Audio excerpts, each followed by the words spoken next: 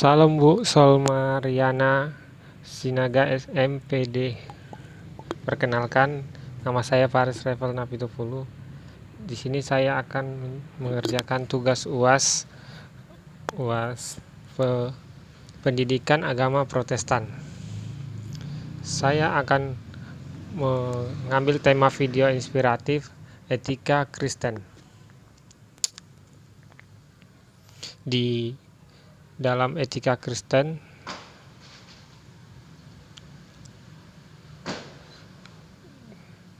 dalam etika Kristen dibagi menjadi 3, yaitu definisi, etika tanggung jawab, dan buah Roh Kudus.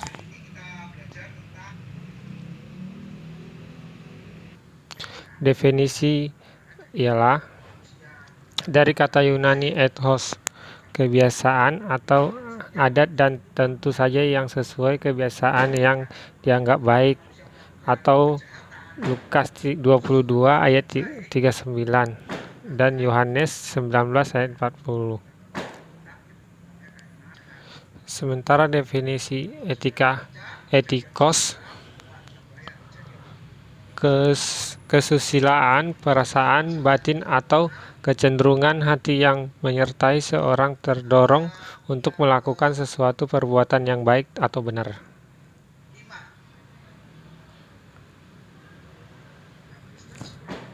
Sekarang saya akan menjelaskan arti Kristen. Arti Kristen itu murid Tuhan Yesus, itulah Kristus. Kristen itu apa? Yaitu Kristen itu murid atau jemaat Kristus. Jemaat gereja atau jemaat gereja yang satu, atau jemaat gereja yang dua, atau jemaat gereja A, jemaat gereja B. Tidak menentukan gereja itu gereja besar atau gereja kecil. Definisi Kristen adalah ketika kita atau saudara-saudara menjadi definisi Kristus. Jadi kalau kita lihat Kristus di dunia tanpa. Dan etika Kristen adalah, yang dimaksud dengan etika Kristen adalah norma-norma atau kaidah-kaidah yang perbuatan-perbuatan yang nampak sesuai dengan norma-norma atau kaidah-kaidah Alkitab sebagai sumber etika Kristen.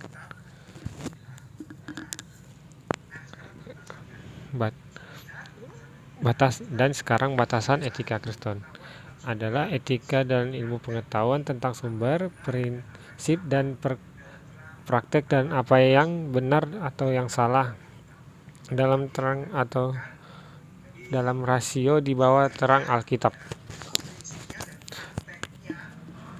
Prinsip dan prakteknya.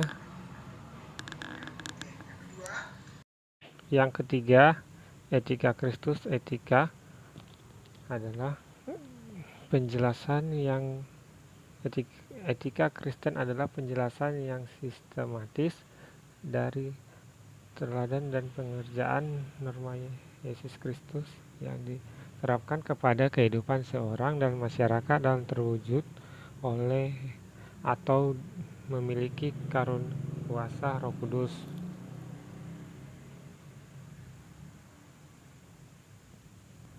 Yang keempat, etika Kristen adalah menetapkan hidup normal yang hanya dapat dimengerti tentang kuasa yang dimiliki oleh Kristus dan melalui persekutuan dengan Dia.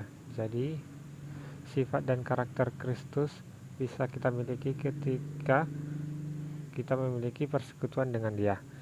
Kalau kita jauh dengan Kristus, tidak mungkin kita memiliki suatu jangka. Berikutnya, batasan etika Kristen.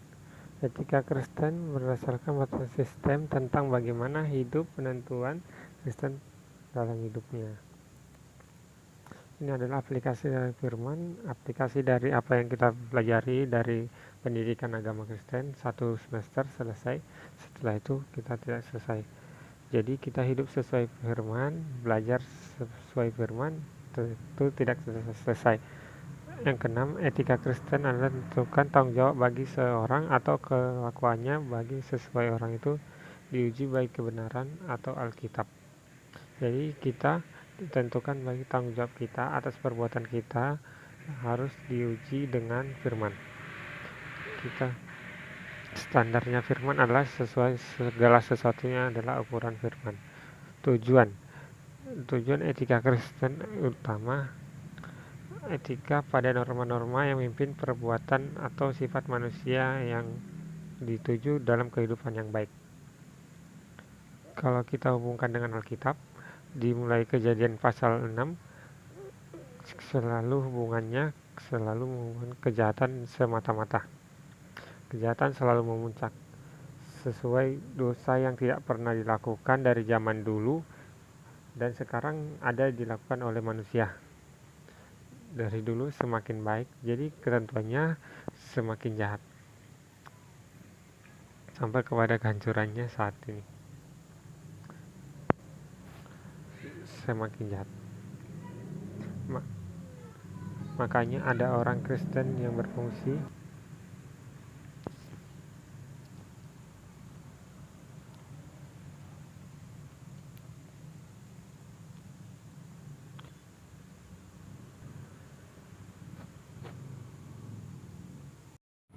hidup dalam roh tidak akan merugikan kita keinginan Tuhan, seperti Galatia 5 ayat 16-18. Sampai sekarang ada penguruman roh dan daging yang melawan bagi keinginan yang melawan, seperti Tuhan yang berkata ketika dia berdoa di taman jasmani kepada murid-muridnya. Dia berkata, roh penurut daging itu adalah lemah. Roh penurut apa di situ? Ingin berdoa. Jika ditanya keinginannya, kita akan berdoa. Nah, apa yang dimaksudkan dengan roh? Yang dikatakan Paulus, bagian diri kita yang telah dibagi berjuang melawan dosa dan keinginan-keinginannya sampai hari ini. Jadi kita sudah percaya Kristus pun masih harus berjuang untuk melawan keinginan daging kita yang selalu muncul. Keinginan daging itu selalu muncul. Kalau kita ikut daging, kalah dengan dosa, seperti yang dikatakan Paulus.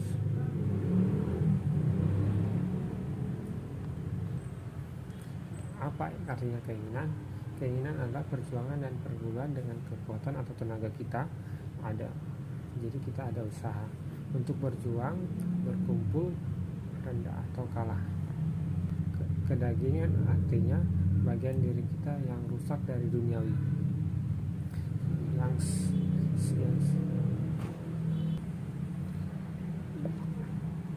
perjuangan dan pengumuman seperti Roma pasal 7 ayat 18 sampai 26. Seperti Paulus yang berkata, sebab aku tahu bahwa di dalam aku sebagai manusia tidak ada sesuatu yang baik. Yang mengatakan begitu, sebab memang ada di dalam aku pasti ada yang baik, tetapi bukan hal yang berbuat apa yang baik.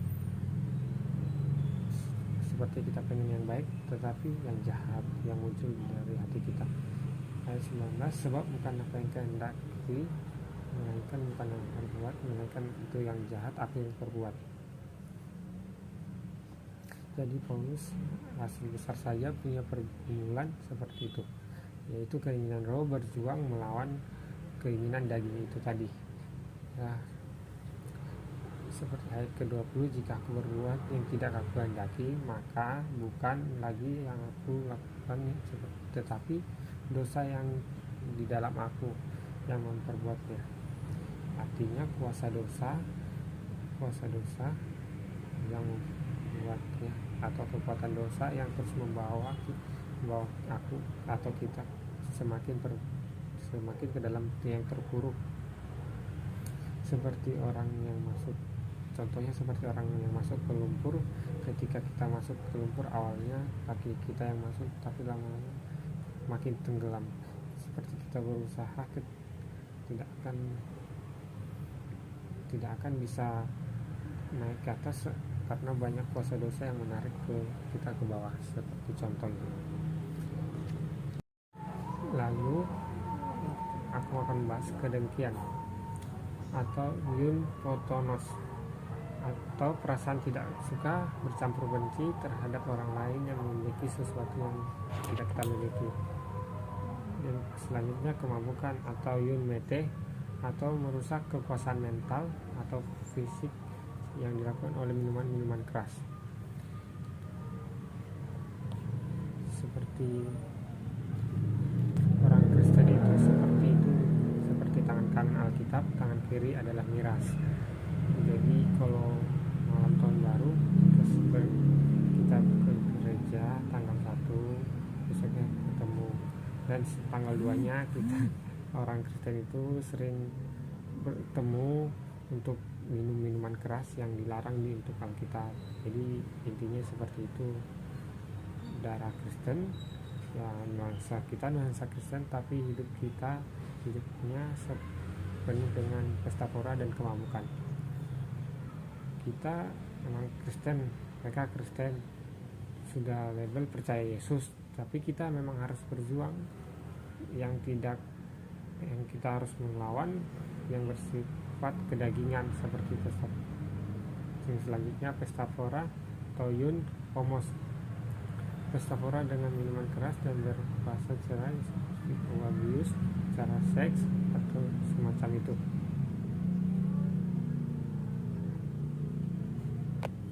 Itulah perbuatan daging yang dikatakan oleh Paulus, dan itu semua harus dilawan. Terhadap semua itu, Paulus mengatakan, ku perintahkan kamu seperti yang kubuat dahulu. Barang siapa yang melakukan hal demikian terus menerus, ia tidak akan mendapat bagian dalam kerajaan Allah. Seperti Galatia 5 ayat yang ke-21. Kalau melakukan hal itu, perbuatan daging yang tadi terus menerus, ia tidak akan mendapatkan bagian dalam kerajaan Allah. Ini yang diperingatkan oleh Paulus kepada jemaat Galatia, orang Kristen pada masa itu dan masa saat ini juga. Jadi kita sudah darah baru, tapi jika kita selalu melakukan permintaan daging terus, jadi dia tidak akan mendapatkan kerajaan Allah. Orang sudah lahir baru bisa jatuh ke dalam dosa, emang selalu bisa, dan dia akan menyesal dan lalu sadar dan bertobat kepada Tuhan sebelum jatuh hidup ke dalam dosa terus menerus. Tidak akan menerima kerajaan Allah bagi yang belum lahir baru.